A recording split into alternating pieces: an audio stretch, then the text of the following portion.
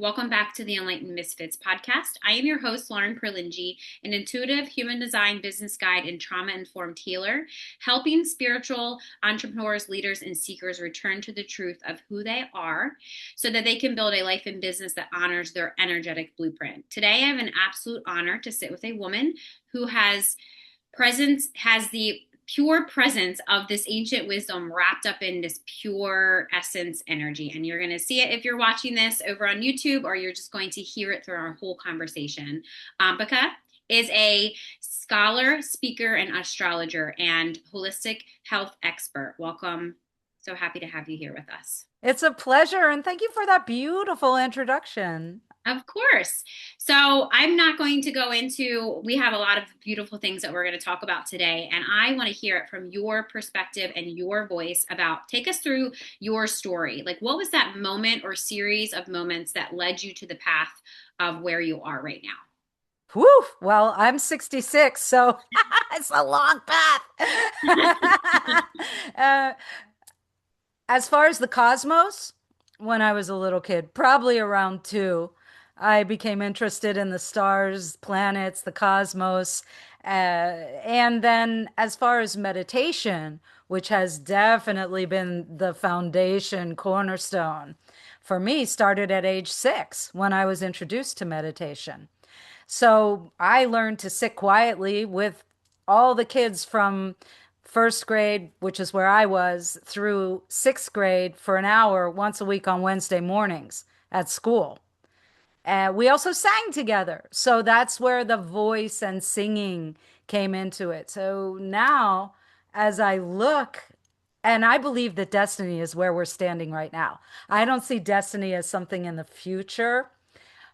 But if I say, okay, this is my destiny, I look back, I see voice, I see meditation, I see healthy choices. Because when I was little, I claimed to my family, I don't really like what we're eating. So I was born this way.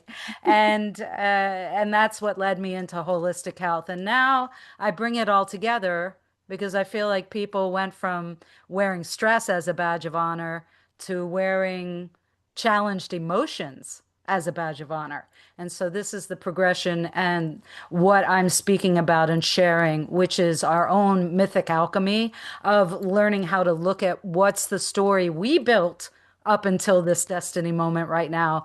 And then how do we want to launch from there into our future? Yeah, that's amazing. And it's a journey, right? Like you said. So you have spent over decades studying meditation and, sound medicine and astrology and spiritual physiology, philology. And what was your, what was like that getaway or that first like awakening into your path, I should say, that like that all clicked for you? Some of us are really aware of what we bring in to this lifetime. And as a teacher and speaker and philosopher of the Far Eastern philosophy, I do believe that we've all been here before. I also see that we won this human lifetime kind of like winning a lottery. And I think a lot of people don't honor it that way. As a lifelong yogi, uh, and someone who continues on the path of Advaita Vedanta, which is one of the paths. Really, what I see as my personal quest is who am I? What am I doing here? And what's my purpose? I think that's really true for all of us. But what we really are, and we see this in all these different philosophies, we see this and we hear it about we're spiritual beings, we're having a human experience. And if we can really look at it that I won the lottery and so did everybody else, that means everybody that does all of the things, the good, what we don't think is so good, what we might even deem as ugly, everybody came in with an equanimity of what we'll name in the pairs of opposites of good, of I'm going to use the E word, evil, of positive, of negative, of on, of off, of I like it, I don't like it. And that's when we can back up from that and we can see that we're really the witness and we're having this experience. We've seen measures in things like, let's just take pain, physical pain. Mhm. Years ago, the scientific community decided to try meditation techniques with people who were suffering from physical pain. And they came to realize rather quickly that when the person experiencing this could back up and be the witness of it, the pain threshold went down instantly 50%. So we know that when we're the witness and we're non reactive, we're not creating trauma. So, what is trauma? Trauma is re-reaction to memory. Right. Take that in. That's heavy duty. Do we Yeah. all do it? Heck yeah, we do. We're human, Right. right? We know about forgiveness. We know about self love and self esteem. Yet, so many people are still being bombarded with here, take this, buy this, try this, eat this, do this. This will make you happy. This will make you well. Will it? We have to learn using our own intuition how to make better choices. And if we can slow down and we can back up and we can become the witness, then indeed we are able to. Yeah. And you speak about intuition so beautifully, and I see it all over. It's like, oh, come learn about your intuition. Oh, come learn about your intuition. And I'm like, oh, God, like it's just one more program. It's one more thing. It's one more. And I feel like through my own journey, I realized I've always been able to listen to my intuition. It's just, again, like you said, I feel like for the longest part of my life, I should say, I wore that badge of honor of trauma. And it was always, oh, I have trauma. And I would use that as an excuse of stopping me to heal and or being the observer. Now I'm able to, like you said, it's deep, it's a lot. I mean, I'm not saying I do this all the time, but you know I'm so much better at it now that I can, if I'm in a conversation or there's something conflict going on, and like with just say like my husband or my daughter, for she's going to be 6, she's like my biggest teacher of like, oh my god, all of the patterns, all of the all of the things that like I'm trying working on, that I can feel reactive. And if I just take a step back and I just say nothing or do nothing or just sit there, or I'm just observing of like, oh, this is about them, this is not about me, and then that whole cycle stops. So can you kind of speak? I feel like this is a huge topic that, you It know, absolutely is, Lauren. yeah, And here's the clincher. The first reaction is for free. You're a human being. You yeah, react. If you don't think monks and seasoned meditators and whomever you deem as high and holy, if you think they're not human and they're not having reactive moments, you're fooling yourself. The key is they notice. So, our first most important thing is to let that reaction happen. It's okay.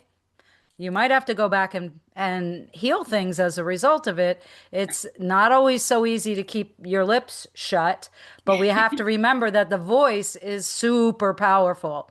And so if we put it into words and use the resonance of the chest, which holds our lungs and our physical heart and our energetic heart, if you can hold that back, kudos, power to you.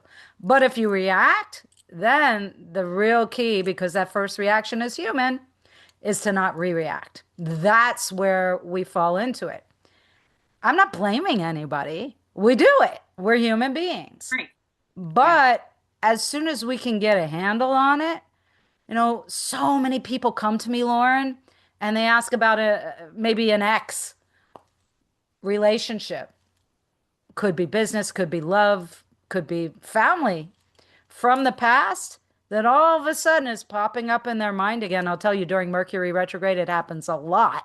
Just saying, as an Yeah. astrologer, I can map the patterns. Yeah. Also, during Scorpio moon phase, I also see it a lot. Okay. And I'm not talking just about that time of year, I'm talking about every month.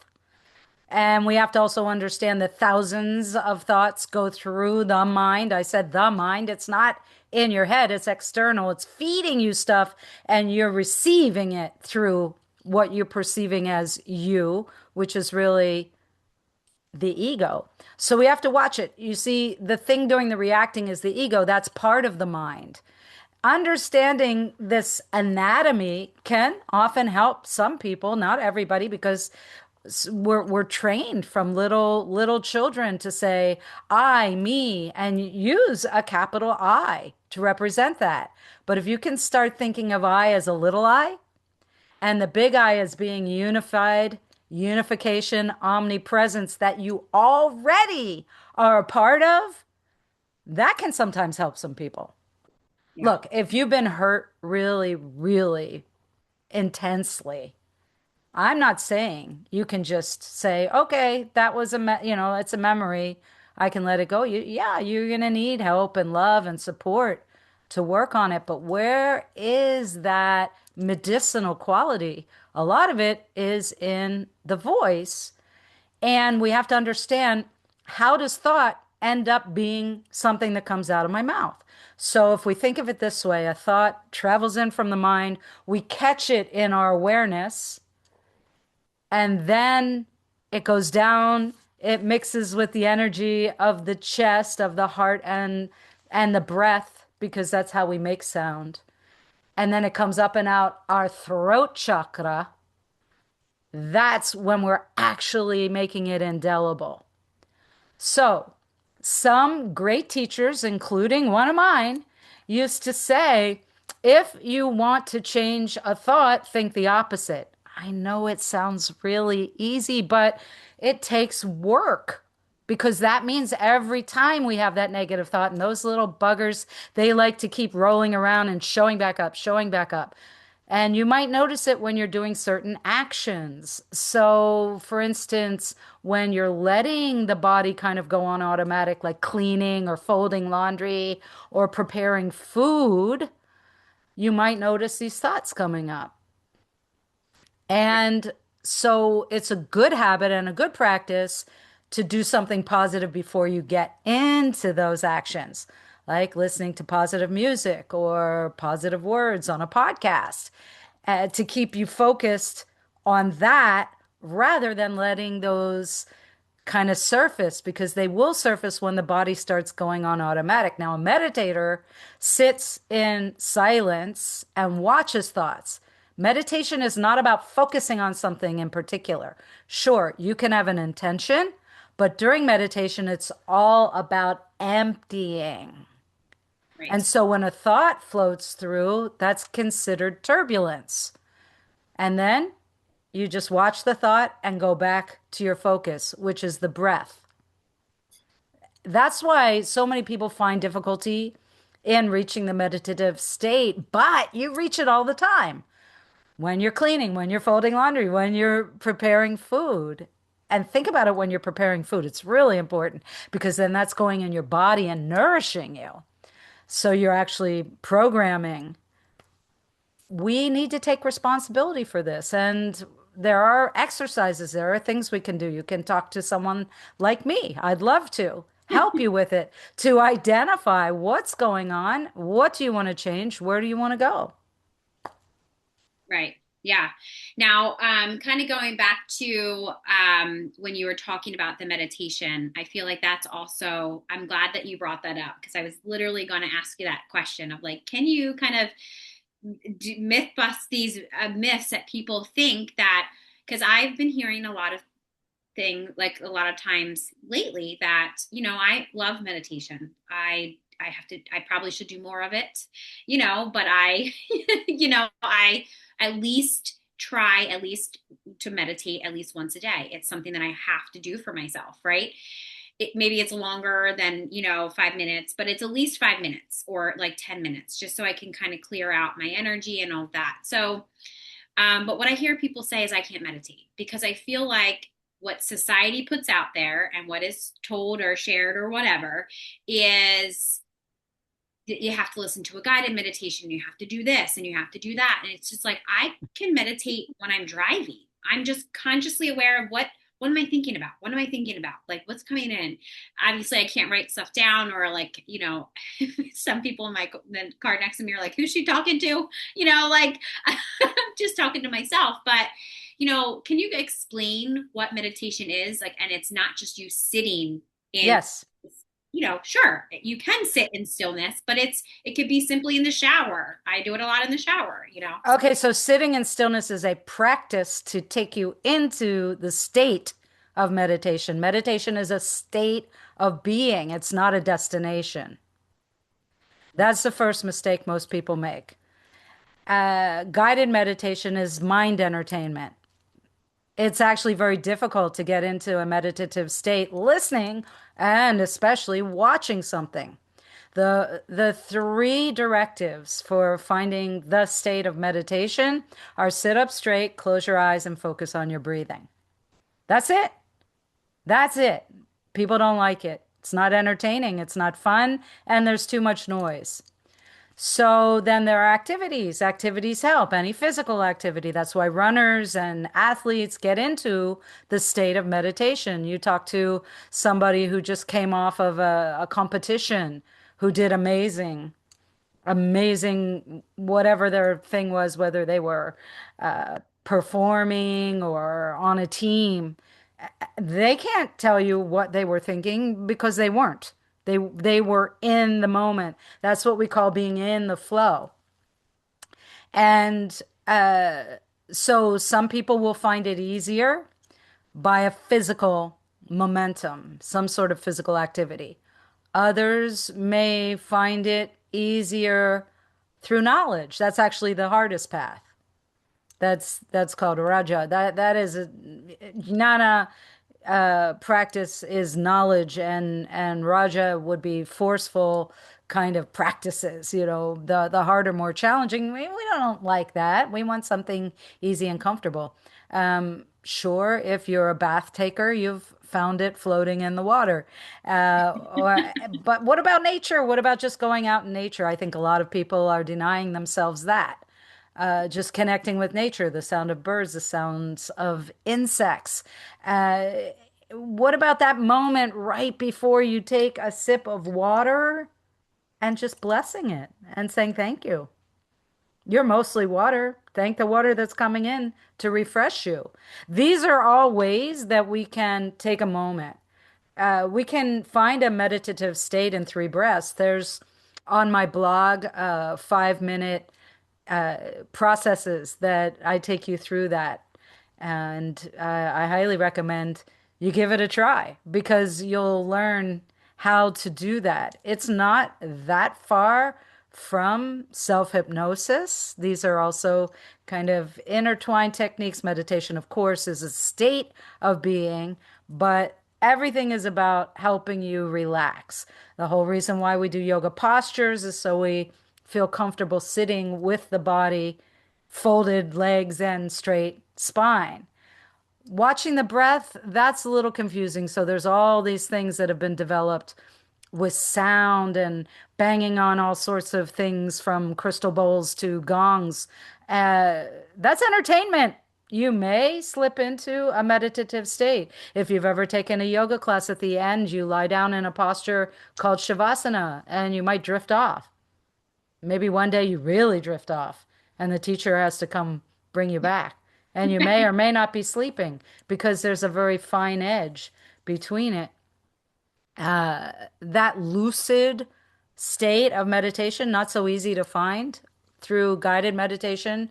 You can, but a lot of times people fall asleep, and that's okay because you're probably not getting deep enough sleep at night. If you're not resting well at night, it's going to be harder. So, the first thing I would address with you, if you're feeling restless, if you're struggling with negative thought, the first thing I want to look at are the three pillars of health, which are your sleep. This is a great indicator.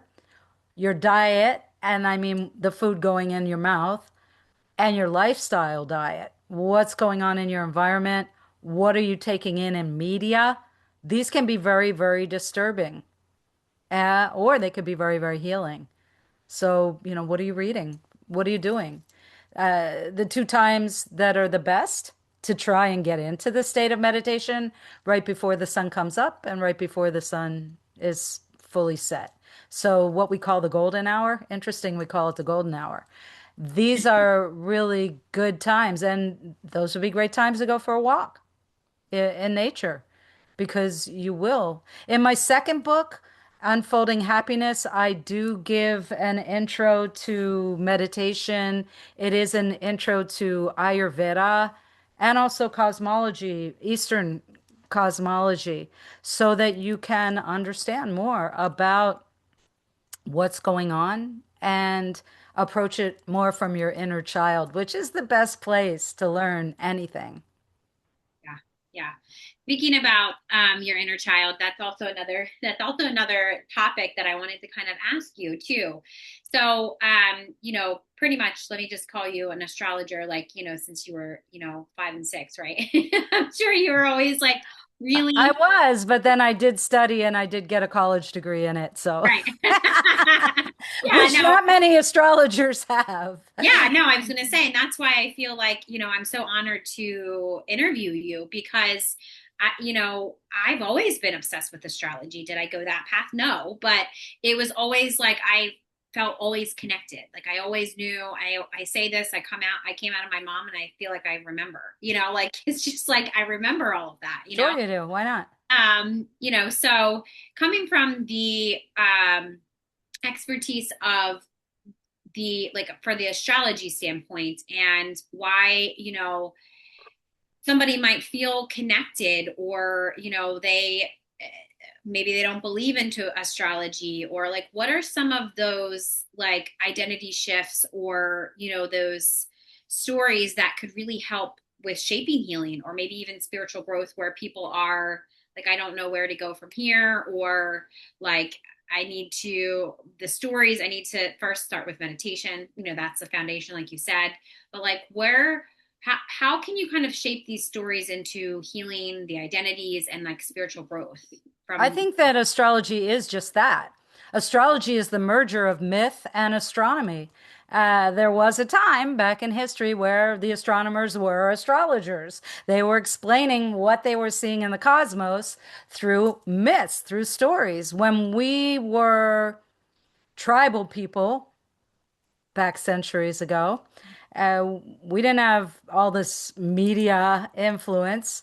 The media influence was sitting around a fire at night listening to the elders tell stories. right. In my first, I think it was my first book, I wrote in Lilith that we are, it might have been in, yeah, it was in Lilith. We are the stories our ancestors told around the fire at night. Wow. Interesting, isn't it? So, what I am currently doing, because look, when we were little, we learned how to be nice people through fables and myths and stories, right? I think we can still use that. I really do. Yeah. And so that's what the book I'm working on in production. Right now, we're working on the cover. So it's already written. And it is using myth and letting it be the alchemy that brings us healing. And then each myth that I've written then has suggestions for practices that we can do, things we can think about, we can journal about, suggestions from my years, from my decades of teaching holistic health, of what we could do for the body. But simple things, kitchen things, things that you've already got, not these extreme choices that make it very difficult, things that you can actually do or bring into your world that will help you for choices of things to eat, to put on your body, yoga postures for those of you who are interested in that, and things to think about. Now, we can with meditation focus on something before we go into it, but during it we're emptying. And I'll tell you, time and time again, it blows my mind how those moments when I'm coming out of the state of meditation, I get the aha, I get the this is what I need to do. Sometimes I'll wait to ask or focus till right as I'm starting to feel myself come out. That's when I'll ask, okay, what do I need to do? That's how I got back into writing this book because I had started it years ago from curriculum I had written. And I didn't want it to be curriculum. I wanted it to be in the self-enrichment area of the bookstore, but I also really wanted it to be able to amuse and heal our inner child and be something that little kids could absorb. You could read to children, but also would really help top executives and people in the workforce. Yeah, I'm super excited for your book because I'm like, I'll make sure it's in the description box too when it comes Well, out. there's others. You just go to my website at Yeah. ambikadevi.com and slash books, or just go to the homepage and you can find all my books and my blog. There's free stuff on my blog. There's things you can learn. If you want to learn the basics of astrology, if you want to learn the four keys to a healthy diet, where I don't tell you what to eat. I teach you about all these different philosophies so that you can make better choices. It's really all about choice. Right. Yeah. Yeah. Thank you for that. Now, I the people watching this, you have your shirt on that says, I'll just say this. People listening, you know, I'm saying she has a shirt on that says Mind Tamer. Can you tell us a little bit about what that means? And yeah, tell us what does that mean? Mind Tamer is a moniker, is a title I have for many years. And it is because when we realize that the mind is external and that we have all the tools we need to tame it, we can then be a mind tamer in training. And the more we work on it, the more we focus on it, the easier it becomes. Mind taming is meditation. It's just that if I say, okay, I'm going to talk about meditation, most people will run out of the room. Yeah. Yeah. That, I can't do it. All these excuses, that's not for me. I don't have time, really. You're meditating. Here's an example. Somebody's watching something on television, Mhm. on a TV, whether it's YouTube or Netflix or whatever, and they are totally engulfed in it. And you walk out into the room where they are and you call their name and they don't hear you. And you maybe even make some noise and they don't hear you. And they're still, this can happen a lot during sporting events, but it can happen during anything that's really got you. Good storytelling does it. That they're in the meditative state. They're already meditating. They're there. They're hypnotic. That zone is the same zone. It's a thin zone. It is a layer of you. A lot of us understand the idea of an aura, but we don't understand that there are many layers. The aura is a layer that's in between the second and third chakra. That's some technical stuff. And but you have other layers. You have the physical layer. That's who you think you are. You're not. That's a layer. You have the emotional layer. You have the intellectual layer. You have the layer of the heart. A lot of people do understand that. And then we move until we get outside to a very thin layer. That's where the seeds of karma are. And that's where things sprout, or some of them are positive and we want to learn them and we want to embrace them in this lifetime. Others are challenges. I bake my own bread, and I don't wear, asbestos gloves or anything. I just use a couple pot holders with my I'm not that fancy. And do I still burn myself? Yep. I did yesterday. That's what's called a samskara. That is a lesson. That is a seed of karma that I still haven't gotten. Maybe one day I'll get those gloves, and then it doesn't matter if I hit the edge of the oven or not. But that's just an example of how we keep stepping into the same stuff over and over again. We do this emotionally. That's what I want you to metaphorically understand. Okay. So it's not like our fit. Okay. Yeah. No, that makes a lot of sense. And I feel like that is, I don't think, I mean, if I'm looking back on my experience, I think I got that later in life, which is fine. I was, About emotions? yes. Yeah. Ah, yeah. I like It, the, yeah. A lot is familial, Lauren.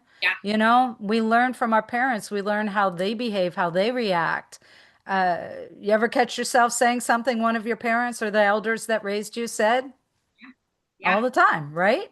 Yeah. All the time. And I was like, I don't like that. And then I think for me, you said this earlier in our conversation, um, about I focused so much on what I didn't want that that's actually what I got. Oh, yeah. Oh, yeah, yeah.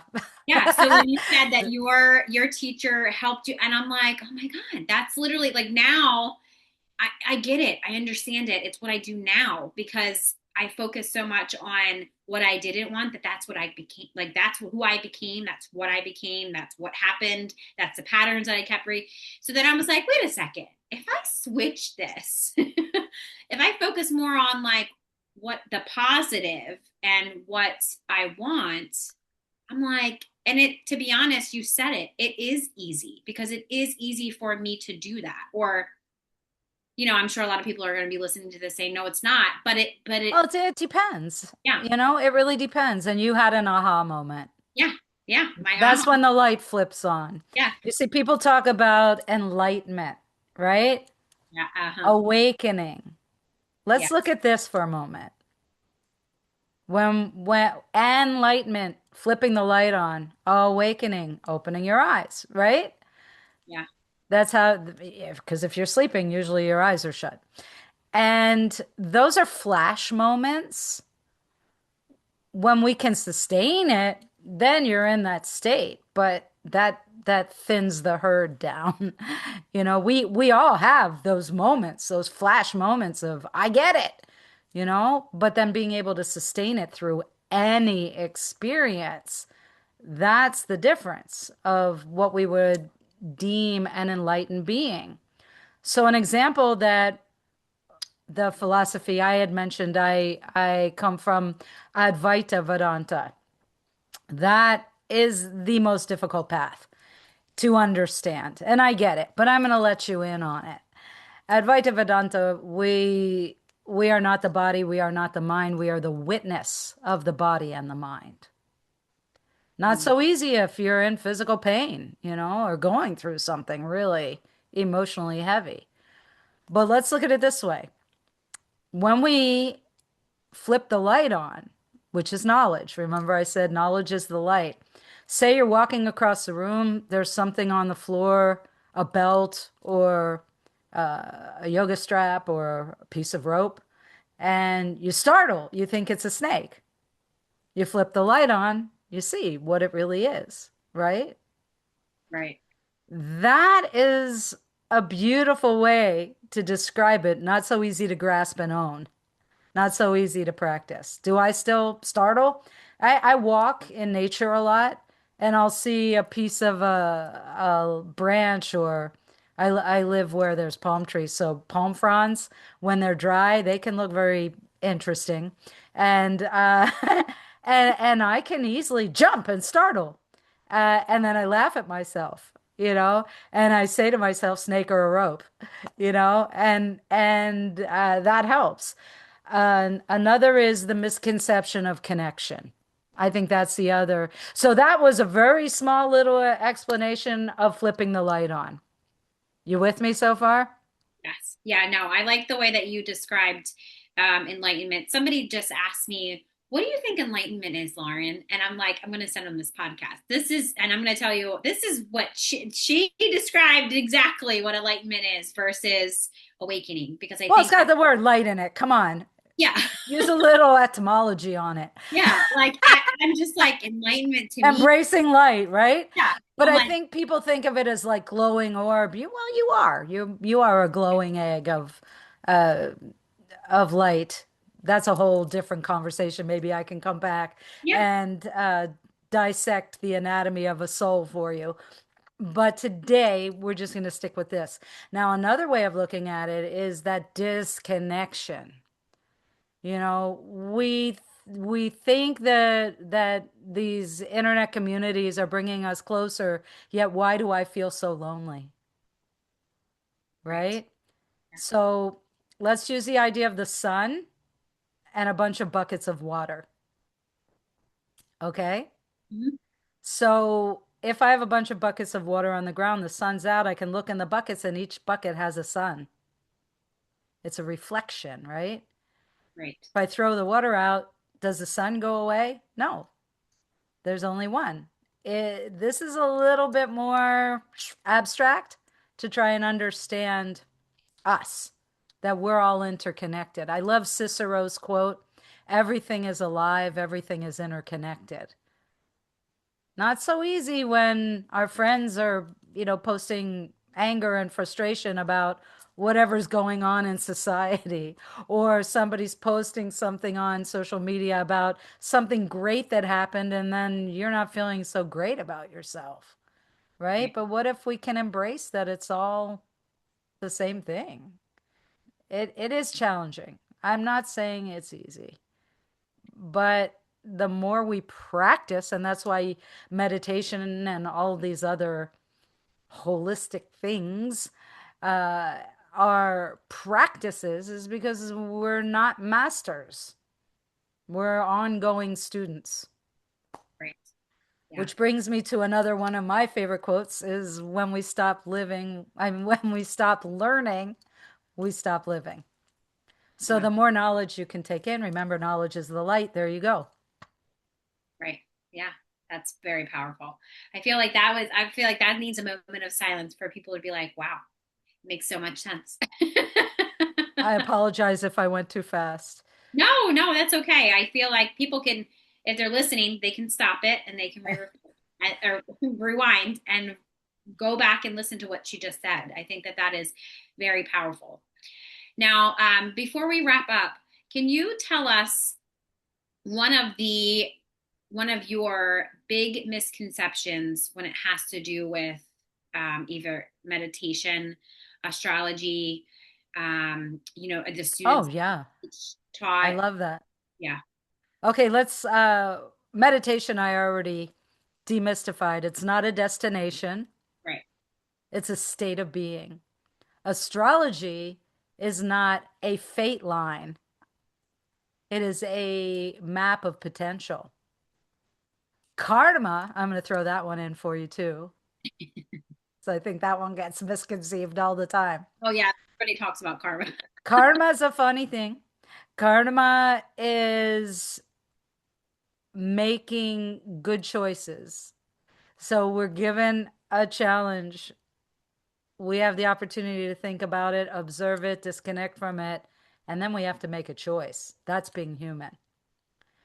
So I mentioned karmic seeds before, floating around in the Anandamaya kosha, that thin bliss layer. Yep, it's called bliss. And in English, uh, anything could cause one to sprout. And then we have to make choices. And then every choice is an action. So the word karma means action. That's what it means. So every time you make a choice, you create another fruit that goes to seed that makes more karmic seeds. There's three main types of karma. One is the storehouse of all the karma, all the seeds. I get a visual of a silo on a farm filled with seeds. That's all my karma, all my stuff I've gathered over all the lifetimes. Then there's agame karma. That's what we call instant karma. I do something, something happens. Sometimes spontaneously. You know, I don't wear the proper mitts. I burn myself on this side of the oven, or I don't hold the pot holder right, and I get my finger, on my Dutch oven. Um, I don't do it every time, just so you know, everybody. I have baked bread unscathed. And then there's Prarabdha karma. Prarabdha karma is your little pouch of magic seeds. Not that many. That's the ones when you won the lottery to get a human lifetime and rent a womb for 9 months. That womb came up for rent, and thousands of other souls could have grabbed it. They all had the same dance card as you. They could have benefited from the family, the lineage, the behavior, the traditions, where they are, what that could potentially put you in the path of.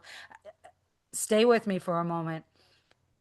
And you won because you lucked out. There's really no other way to say it.